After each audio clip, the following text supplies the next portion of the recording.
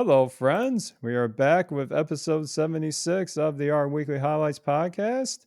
My name is Eric, and as always, I'm very happy to be joined by my excellent co host, Mike Thomas. Mike, how's it going today, friend? Doing great. Coming down off of the high that was the Epsilon R Studio Shiny Conference last week, which I think we're going to touch on today. So having a good week after that so far. Awesome. Yeah, we're gonna have a lot to say about that effort coming up shortly, and it's been a mix of fun stuff and some plugging up holes in the dev world, but I am always learning something new every week that I'm sure I'll be sharing in some rants and future live streams down the road. So yeah, this issue is interesting because I happen to know who the curator is. It's this old doofus right here that's talking. It was me. Yes. So I had lots of fun curating this issue, and boy, what a great week to do it because of all the great news that came out of it. So, but of course, I cannot do any of this without the very generous help of my fellow curators and the great pull requests I got into the repo right when I was curating this issue. So, everybody in the community that contributed to issue 76, thank you very much. It made my job a heck of a lot easier. So, without further ado, let's get into it. Oh, so it was you this week. That's why we have 9 highlights that are all shiny related, huh? Is there a correlation there, perhaps? Food for Just thought kidding. for our listeners. Yes. Well, so for our first highlight, it would actually be music to the ears of, I would say, a couple of eccentric entertainers I watched in my formative years. They had some unique nicknames. Their names were Bubba Ray and Devon. Just stay with me for a second. So, see, Bubba, at certain points of their demonstrations, he really had one very direct, you might say, command to his brother Devon. He would say, now, often these tables were used for rather nefarious purposes, but in our first highlight, I think Bubba would be very pleased, especially if he was looking to up his data analysis presentation game, because I'm very excited that in this first highlight, it is the brand new R Studio Community Table Gallery was just released. And Curtis Kephart, who I've had the pleasure of working with quite closely for the Shiny Dev series, and Rich Ione, who is the author of the very popular GT package for Table Generation, and who is also a member of the Shiny team, they announced the availability of the gallery on the Art Studio blog. And I'm very happy to say that we, even us fine friends at our weekly, have a little bit of a presence on this gallery. But Mike, why don't you tell us a little bit about what you're very pleased about with what we're seeing here? Sure, really excited to see this hit the airwaves and appreciate everybody that's worked hard on this. I know Curtis was working quite hard on getting this out there and appreciate all the content that folks took a lot of time to create beautiful tables that we now have access to. So, one of the most helpful resources for me when I was starting my Shiny journey, of course, I have to link this to Shiny somehow, was our studio's Shiny Gallery, which Yes. showcases a bunch of different open source Shiny apps and dashboards, as well as the code snippets and example apps for many of the different Shiny widgets. Really useful resource, especially if you're just getting started in your journey. So I'm really excited to see that tables are getting the same treatment that Shiny got in terms of a gallery to serve the community. I think this serves a couple purposes. Not only is it a great place for developers to get inspired and view example code and documentation for building their own tables, but it also serves as a great place to point maybe non-technical managers to see the art of the possible and get buy-in into R itself and creating tables that maybe you weren't building in R previously and now doing so in R. I know that our studio is pushing a lot of initiatives to try to help developers get buy-in for doing data science at their organization. And I want to shout out Rachel Dempsey and other members of the R Studio team for their work on the R Studio Champions initiative, which is a pretty new resource that you can find at rstudio.com/champion for doing exactly that, helping advocate for data science at your organization through some great videos and use cases. I imagine that tables themselves might dominate maybe some industries more than others. I'm thinking of life sciences and publications and pharma, et cetera, where static documentation, needs to get sent to regulators, and not everything can be interactive. But I think that tables in general are just really super underrated way to present data. When you first think of tables, they might not sound really exciting to the uninitiated, but when you see the things people in the R community are doing with tables in this gallery, it does not take long to get absolutely blown away. So please check it out. The power that we have to organize information in all sorts of crazy, nested, formatted ways through packages like GT, Reactable, and DT is just fantastic. Check out the gallery if you haven't already. And like you alluded to, Eric, you may even spot a nice little table created by Catchbrook Analytics in there. Yeah, I enjoy reading about that. And also, our fellow curator, Rio Nakakawara, has a great table about expected goals and shot timelines for his favorite sport, soccer or football for the rest of the world. So, those are both great use cases of, packages like GT and many more. The gallery is very inspiring. You're going to see something for everybody here. And some are extremely sophisticated with interactivity, but you don't always need that. As you alluded to, Mike, I am in an industry where the static representations are certainly been at the forefront historically, but I'm happy to say that we're slowly starting to get some, you might say, traction or some excitement around presenting interactive, tables, but they can be sent as standalone documents. Like not every table has to be in a Shiny have to be interactive because they can do everything on the client side with interactions. You could have something like an interactive R Markdown report with some nice, logical controls in a table to avoid printing, say, like 50 pages of like a different group for each table. We're kind of beyond that now, and we're starting to see some work streams and some of the circles I frequent of trying to bring some of these modern approaches to how we represent, clinical results. So it's an exciting time right now to be getting into tables for sure. Absolutely, and that's a great point. I think we're super Shiny fans, obviously, for anybody that's ever listened to this. But I think sometimes it's easy for us to take for granted that maybe not all situations call for giving an end user a million widgets to toggle, Sure. and just maybe pointing them towards a more straightforward, static story about what exactly it is that we want them to consume, what that story is that we're trying to tell them. So I think for certain use cases, more interactivity is great, and I think for other use cases, less interactivity can actually be a really good thing. Yeah, choice is powerful here, and I think going making a couple of these, especially some of the new tooling that the gallery is going to highlight in each of these use cases. I think it can lead to a lot of insights from both whoever's going to be consuming those results, but also you as the storyteller, the data analysis reporter of sorts, being able to find effective ways of using not just text, but using, say, formatting, using other, very nice features that will put visual cues on maybe the key stories you want to tell or the key trends that you want the end customer to take away from. And without you having to be a huge expert in graphic design to do it. There's lots of effective tooling here. And my hope is that this will be much like the Shiny Gallery. We're going to see updates to this from time to time, and we're going to see new tooling showcased. But yeah, I'm going to have a lot of fun diving into some of the code and the narrative behind a lot of these. And a lot of these did originate from the table contest that occurred last year, and I hope that's a regular thing that our studio puts out as well. Absolutely, absolutely.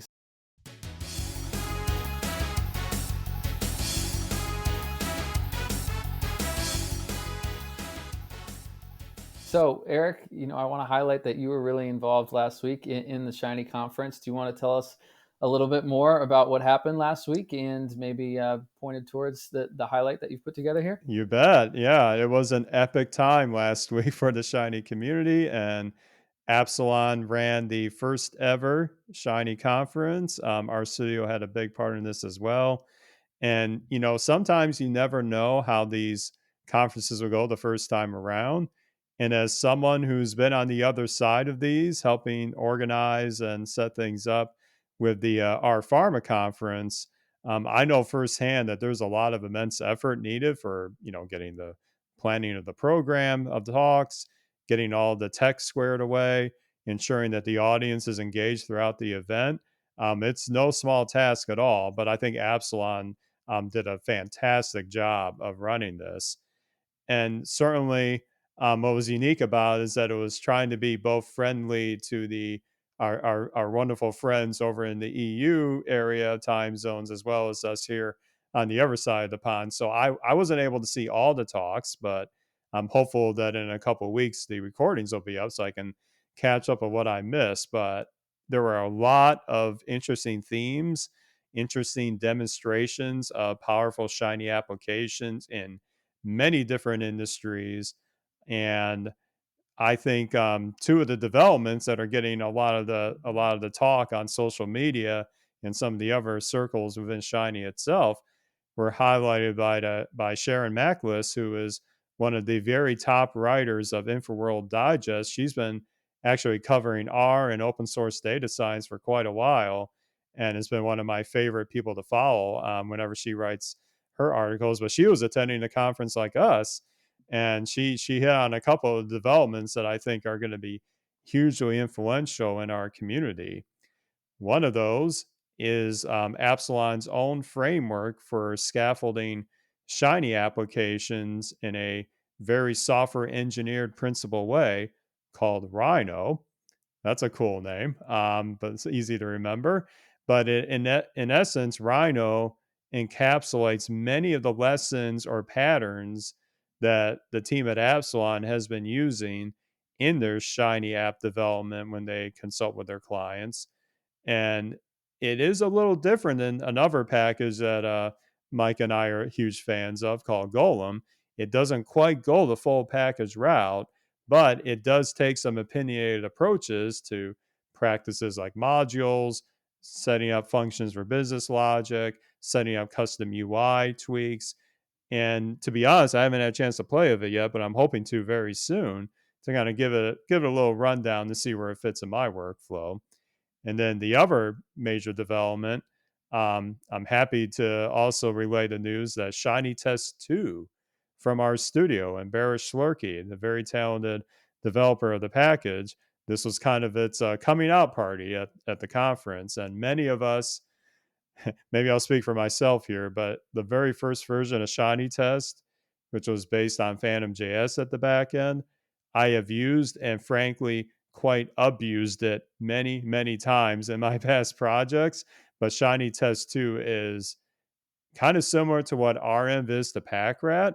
It's making a lot of things more efficient, learning lessons from things that maybe didn't go quite so smoothly in the first Shiny test. And I'm really excited to bring, a very easy to set up framework for application, UI testing and other forms of testing in my Shiny apps without a lot of hassle like I had in the past. There's obviously much more that's happened at the conference, and I was very happy to be chairing a couple different panel discussions, one of which, Mike, you were very much a key part of, talking about Shiny Consulting, and also the keynote panel at the end with Joe Chang, Winston Chang, and Philip from Absalon. And there was even a little teaser thrown in there about what's kind of in the future of Shiny. Joe's being a little coy about it. He's saying, and Winston are saying that they can't talk about it yet, but apparently something really big is coming later this year, potentially at our studio conf. I was trying to play a little, teaser of getting the scoop out there for the audience, but they weren't budging. But we'll find out eventually. But again, overall, awesome conference, and I can't wait for the next one. Hopefully next year.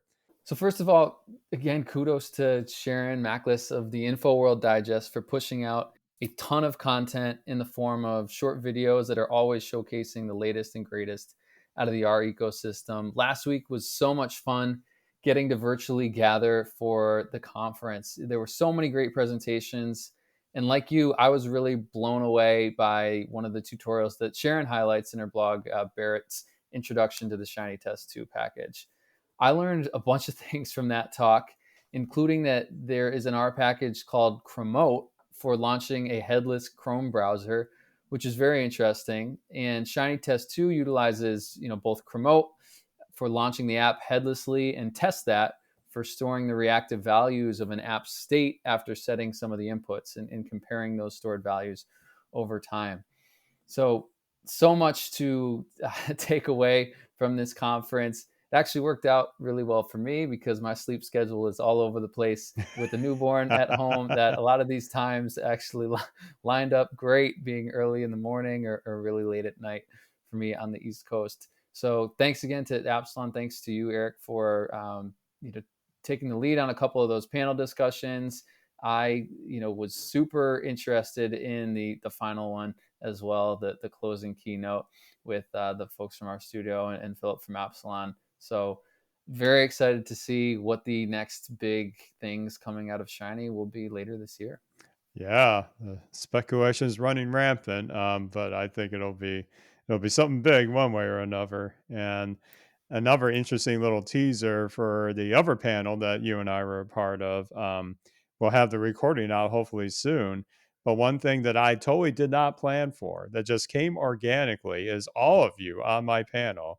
You, Tanya, Dean, you were all unified and pushing the modules at the forefront for application development. And now everyone knows I'm a huge proponent of it, but I did not precede any of you with that. So I really like the organic advice that I got, and I took a lot from that too. Yes, I think if you were drinking every time someone said the word modules, you would have been in trouble by the Yeah, there's a by the reason end this of that conference talk. is in the morning, folks. For us anyway. Oh, that was yeah, it was a great experience, and like I said, I'm really looking forward to seeing the recordings out. We had some excellent keynotes, one from Jacqueline Nolis about her journey with Shiny and web development. That was really entertaining and insightful. And yeah, there's a lot more nuggets to share, and I'm starting to parse through my notes on some of the things to follow up on. And credit to you as well. You had a great talk on creating custom UI cards with Shiny as well. So very, very nice work there. Thank you. Yeah, I believe that if they're not already, the videos from the conference should be up on YouTube pretty soon.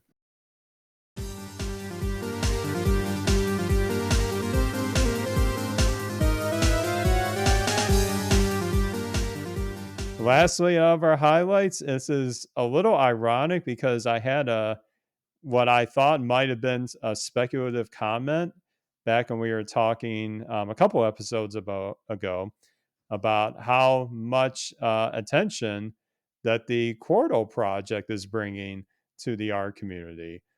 Quarto, if for those that didn't listen a couple episodes ago, is the brand new kind of scientific publishing platform that our studio is creating with firsthand support for both R and Python and even Julia as well. So it's you might say a next generation of our markdown. And what I had said in a couple like sentences I recall in our wrap up of that was that I didn't envision our markdown going away. Now, of course, I am not an author of R Markdown. I'm just a very big consumer of it. But I am very thankful that arguably the founding father of R Markdown himself, Ihui Xia, has kind of taken, a very detailed approach to assuring the audience of our Markdown customers like us and many others in the art community that just because Quarto is getting a lot of attention now, our Markdown is here to stay. So Eway on his blog has stated quite a few pieces about where our markdown is, where it relates to Quarto itself. But the main point I want to make sure people are taking away from here is that you are not obligated to switch to Quarto right now. If our markdown is working for you, stick with it. It's not being swept away. It's not being taken away. It's going to be maintained. And there are definitely places where that is still going to be perhaps a preferred workflow for many of you out there. Yeah, we've covered Quarto a couple times recently, and it's certainly one of, if not the biggest news in the art community right now. I haven't tried it out yet, but I know that you have, Eric, and check out Eric's live stream on YouTube, Shiny Dev Series, where he fires up Quarto himself and shows off a few of the capabilities that he found interesting. I know it's going to be right there on my second screen watching that episode when I finally work up the gall to try out Quarto myself. I'm sure there are a lot of folks in the community who love R Markdown and probably use it day in and day out, and are worried about what Quarto means for their current workflow. But like you said, eWay put together a really nice blog post this week letting us know that R Markdown is not going anywhere. It'll continue to be maintained, but mostly for bug fixes and small updates. And he provides a really nice opinion in the summary of the blog post where he says, at this point, I think the benefits for other communities to try Quarto are more significant than our users. Hmm. Our Markdown will continue to exist and be maintained. I do not think our Markdown users need to hurry to the switch. Another thing that may give you some peace of mind is that Quarto can render RMD documents without any modification, too. So you can continue to write .rmd instead of .qmd. And if you like Quarto's rendering, great. If not, the door is still wide open for you to come back. So that was a really great summary that eWay put together. I love eWay. It can't be understated what R Markdown has done for data science in general. So appreciate him putting this blog post together.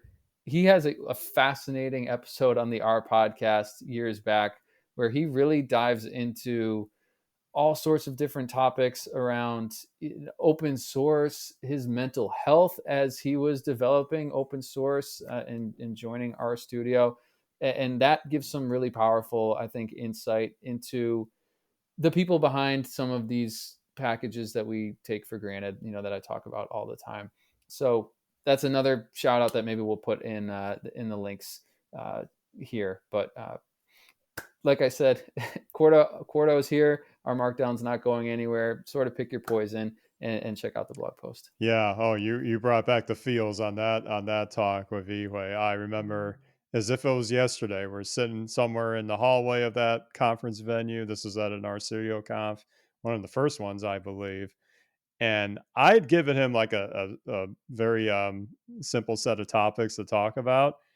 I had no idea he was going to be that forthcoming about his journey as a software developer in open source and with our studio. I'm still amazed at how generous he was with sharing his experience, and really nice guy. He was also my first ever guest on the R podcast many years ago, my first ever interview. So I always speak the praises of Eway whenever I get a chance, and hopefully I'll see him in a couple months at our Studio Conf. But I'm very happy that he put this post out there, and we are seeing some people in the community saying, okay, well, I have this existing workflow for, say, Bookdown to create an online book, or other areas where there's always been like these dedicated packages in the R Markdown ecosystem to produce these formats. And I'm always of the mindset, if it ain't broke, don't fix it. You don't have to use Quarto's version of making a book if you got Bookdown working well for you. So it's I'm very happy that there's choice here. But to his point that you mentioned in your summary there, this is Quarto's giving, the Python community, the Julia community, very similar access to this paradigm of reproducible analysis and scientific publishing that we've been spoiled with for many years of our Markdown itself. But whether it's Quarto, the Shiny Conference, or the Table Gallery, we got way more than just that in this issue of our weekly. As I mentioned, I had tons of fun curating this issue. And one of the other hidden gems in there, if you will, that I wanted to give a quick shout out to is a new tool by our friends at Jumping Rivers called Diffify. Hopefully, I'm saying that right. It's an interesting web UI to do something that comes up a lot in enterprise or production grade development, of seeing what's changing at a very quick and targeted way between upgrades or package versions. Now, this can be very helpful. Like I have a story from many years ago when I was helping consult a team using ggplot2 for this nice novel visualization of some Bayesian modeling results.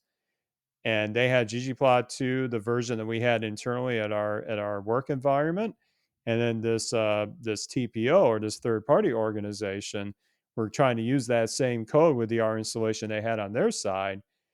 They did not have the same version of ggplot2. And guess what? One of us wasn't able to run the code after some updates. Oof, the pain. And of course, I was asked, like, Eric, what could happen here? And I had to really narrow down. Like, the code's the same. But then when I heard that bit about ggplot2 being upgraded, that's when I said, "Uh-oh, we got to go to the news file. We got to go to, any way of like seeing what was changed." So this tool could be extremely helpful to people that are in that similar situation where maybe you're a project that's being extended in the future, or you have multiple collaborators with slightly different R environments, being able to narrow down what might be different between versions of packages that they're all using. So great tool, and I can't wait to explore that more. That sounds like it has a ton of potential. I'm excited to check out that highlight and dive into Diffify as well. I know the folks over at Jumping Rivers do some pretty cool stuff. So Yeah. great point. Great catch there, Eric. I read Ryan Garnett's blog post on the RStudio website that was titled Speed Up Data Analytics and Wrangling with Parquet Files, which Ooh. is right up my alley. In my opinion, there's really no reason to not switch from like CSV or text flat file storage to Parquet files. First off, the files are literally smaller, roughly like 6 times smaller in the benchmarks that Ryan did. And second, you don't have to set up some sort of relational database if you're working on a project. You can just put the Parquet files in whichever directories you want, and you can essentially query them using dplyr syntax and the arrow package. So Ryan shows how incredibly a group by and count on 66 million rows of data took 38 minutes against a CSV file and less than 1 second against a Parquet file. So wild, wild. But the advantages are orders of magnitude. Great blog post out of RStudio. Well done, Ryan. I think it got shared around pretty well in the community this week, so I think it was a great feature in the highlights as well. I'm having one of those like jaw dropping moments hearing that, because boy, oh boy, that could have a huge benefit in some of the work I do, where I'm basically creating my own, voluminous results of, say, clinical simulations. Boy, that is that that's quite a result for optimization. So I know you've been beating the Parquet drum for a bit. Maybe I need to start putting on my headphones to listen to that a bit more, because that could really benefit my work. That's Can't wait to read more about that. It's a lot less scary than maybe it sounds. I promise. Yeah, well, yeah, that is one of those areas where it's kind of like the similar feelings I had with data.table. I know it's quite powerful. I just never really got into it yet because I wasn't sure about the syntax. But boy, what you just said, that's quite a lot of motivation maybe to get started with that. So yeah, excellent find there as well. And there's much more than just that. Definitely check out the full issue. Where is that?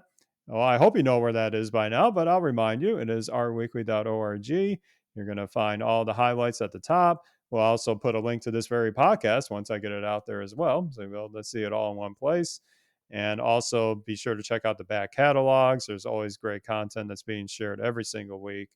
And as always, I mention it, especially in light of our events at the beginning of the year, we need your help more than ever to help us find these great resources from the art community. And please don't hesitate to get in touch with us on GitHub, to send a pull request to our weekly draft, and certainly give us a shout, us on the curation team, if you're interested in joining our efforts. We are currently onboarding another good friend of mine as I speak, and we're always happy to have more along the way. But on top of that, Mike, where can people find what you're up to in your adventures these days? Sure, you can check me out on Twitter at Mike_Ketchbrook, KETCHBROOK. Awesome. I am at the Rcast. There's Going to be a lot of development I do online with my upcoming Shiny workshop. Going to try some fun Quartal tricks. Going to dive into some concepts and some data that I'm excited to kind of turn into an app for teaching. So I'll be sharing a lot of that story along the way. It'll be a fun couple months. A lot of hectic going on, but it'll definitely be fun. And please don't hesitate to give us a shout on our Twitter handles that you just heard if you want to give us feedback about the show and certainly feedback on our weekly itself. We're always appreciate hearing from all of you around the world. So with that, we'll close up shop here. That is episode 76 of the Our Weekly Highlights podcast. But we'll be back with another edition next week.